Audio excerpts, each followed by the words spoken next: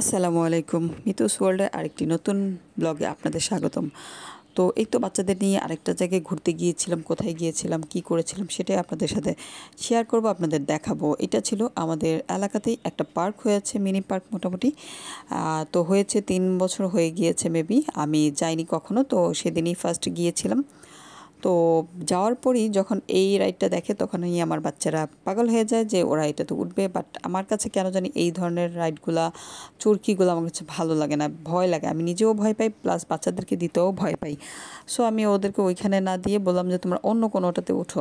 আর আমার ছেলে তো এদিকে ওদিক দৌড়াদৌড়ি করছিল, ওকে এক জায়গায় রাখাই যাচ্ছিল না। মানে ও উঠবে, গাড়িতে উঠবে, স্পেশালি ওর গাড়ি যেহেতু পছন্দ। আর এই লোকটা যেভাবে টানাটানি করছিল, পিছনে কেউ থাকলে তার সাথে ধাক্কা লাগলে আমার মনে হয় পড়ে যাবে, সে ব্যথা পাবে। ওই জিনিসটাও সবসময় খেয়াল রাখতে পারবে কিনা আল্লাহ জানে। তো যাই হোক, আমি বাচ্চাদেরকে নিয়ে পরে এই রাইডে আসি, এই ট্রেনে উঠে। তো ট্রেনে উঠে তো আমার বাচ্চারা খুবই খুশি। তো মানে ওদের খুশি দেখে আমাদেরও খুব ভালো লাগছিল, আমারও খুব ভালো লাগছিল। আর বাবা মা তো বাচ্চাদের খুশি দেখলে অটোমেটিক এমনি মনের ভিতর মানে আনন্দ লাগে। তো ওদের আনন্দ দেখে আমারও খুব ভালো লাগছিল, ঘুরছিল। তারপর আমরা এখান থেকে নেমে একটু হাঁটা শুরু করি। তো এইখানে দেখলাম ঘোড়ার গাড়ি, যেগুলো প্রাচীনকালে হয়তোবা ছিল, এখন তো নেই।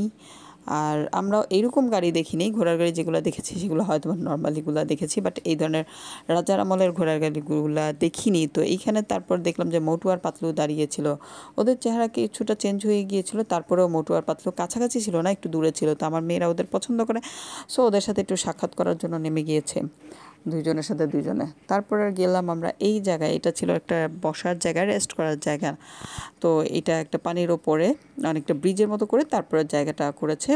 জায়গাটা ভালোই দেখলাম, নিচে পানি, ওপরে এইভাবে বসার জায়গাটা সুন্দর। বাট এই পাশে কতটুকু জায়গা খালি রেখেছে, রাউন্ডে কোনো কিছু দেয়নি। যদি কোনো বাচ্চা কাচ্চা এদিক দিয়ে লাভ পড়ে যায় সেটা একটা বিপজ্জনক ব্যাপার। এইদিকে দেখলাম ডলফিনের পাশে কিছু লোক বসেছিল, আর এখানে বাঘও ছিল। বাঘটা আসলে বাঘ না বেড়াল সেটাই বোঝা যাচ্ছিল না। কালারটা বাঘের মতো ছিল, আর দেখতে বিড়ালের মতো। আল্লাহ, এখানে দেখি সিংহ মামার ওপরে কয়েকটা বাচ্চাও বসেছিল, বাট কেউ সিংহ মামা কিছু বলছিল না। তো মনে হয় অনেক ভদ্র সিংহ মামা। তারপরে এদিকে দেখলাম গোপাল ভাঁড়ও দাঁড়িয়েছিল, ওরও চেহারাটা কিছুটা চেঞ্জ, তারপরেও গোপাল ভাঁড়। আর গোপাল ভাঁড়ের পিছনে অলওয়েজ থাকে কে, উজির। সেই উজিরও দেখলাম যে তার পিছনে দাঁড়িয়েছিল। ও তো পিছনে থাকবেই, যেহেতু উজির গোপাল ভাঁড়ের পিছনেই থাকে সবসময়। আর এদিকে একটা রিক্সা পেয়ে গেল পরে আমার বাচ্চা কাছে উঠে গেল যে ওরা কোথাও যাবে রিক্সা পেয়ে। এখন রিক্সা তো পেলো, সেটা বড় কথা না, এখন ড্রাইভার কোথায় পাবে। যাক, অবশেষে একটা ড্রাইভার পাওয়া গেছে, সেও খুব আত্মবিশ্বাস নিয়ে রিক্সা চালানো শুরু করে দিয়েছে। বাট প্যাসেঞ্জাররা একটু রাগ হয়ে যাচ্ছিল, কেন জানি বুঝতে পারলাম না। একটা ছিল প্যাসেঞ্জার খুবই ভদ্র, আর একটা একটু কম ভদ্র আর কি। তো উনি ড্রাইভারকে কী বলছিল আমি নিজেও জানি না, রাগ করছিল, কেন ভালোভাবে চালাচ্ছিল না হয়তো বা এই জন্য। কিন্তু ভদ্র প্যাসেঞ্জার কিন্তু বসেই ছিল, উনি কোনো কথাই বলছিল না। তো ড্রাইভার যথাসাধ্য চালানোর চেষ্টা করছিল। তো এদিকে দেখলাম মানুষজন বসে বসে গল্প করছিল, ছাগল ঘাস খাচ্ছিল, মায়েরা বাচ্চা নিয়ে দাঁড়িয়েছিল, আমিও আমার বাচ্চা কাচ্চা নিয়ে হাঁটছিলাম, ঘাস গাছ এগুলোই দেখছিলাম। আর পাশে তো নদীর সিনারিটা দেখা যাচ্ছে, সেটাও মোটামুটি ভালোই লাগছিল। আর যেহেতু আমাদের এরিয়াটা হচ্ছে গিয়া হাফ শহর হাফ গ্রাম আর কি, তো বাইরের লোকই বেশি এলাকার চেয়ে। এইখানে দেখলাম হাতিও দাঁড়িয়েছিল, হাতির নিচে কয়েকটা বাচ্চা সুরের মধ্যে ঝুলে আছে একজন, বাট হাতিটা কিছুই বলছিল না। তো অনেক ভদ্র মনে হচ্ছিল হাতিটাকে। তো যতই জ্বালা ছিল তারপরেও হাতি কিছু বলছিল আর কি। এই পাশে সেলফিও তুলছিল। আর এখানে একটা বক পেয়ে, সেই বকের উপরেও মানুষ উঠে যায়, বাচ্চা কাচ্চা উঠিয়ে দেয়, উঠিয়ে ছবি তোলে আর কি। এখন তো সেলফি যুগ, তো সবাই সেলফি নিয়ে ব্যস্ত। তারপরে দেখলাম এখানে একটা ব্রিজ, আমরা ব্রিজটা পার হওয়ার জন্য হাঁটা শুরু করি। আর এই ব্রিজটা পার হয়ে যে জায়গাটা যাওয়া যায় সেটা হচ্ছে গিয়ে একটা খাবার প্লেস বা রেস্ট করার প্লেস, মানে খাবার খাবেন। আর আমার বড়টা এখানে গিয়ে মনে হয় ব্রিজটা পার হয়ে অনেক টায়ার্ড হয়ে গিয়েছে, তো ছবি তোলার সময় উনি দেখি হাফ শুয়ে পড়ছে, বসে পড়ছে, এই অবস্থা। তারপরে ওইখান থেকে ঘুরে টুরে আমরা আবার ব্রিজের উপর চলে আসি। যেহেতু আমরা দুপুরে পরপর গিয়েছি, আমাদের খুব একটা ক্ষুধা ছিল না।